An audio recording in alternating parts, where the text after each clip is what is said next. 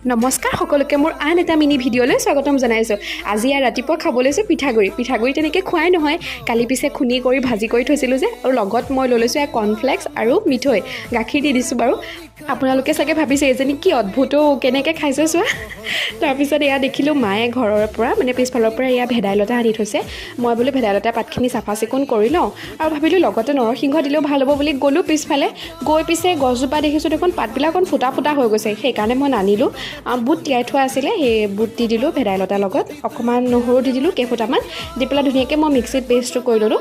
তাৰপিছত মই তেনেকৈ সেয়া এৰি কৰি ডেন্স স্কুলৰ পৰা আহিলোঁগৈ, আৰু আহি ইয়াত বোলো বৰাকেইটা বনাই লওঁ, লগত অকণমান পিঠাগুড়ি দি দিছোঁ দেই, পিঠাগুড়ি দি এনেকৈ সৰু সৰুকৈ বৰাকেইটা বনাই ল'লোঁ।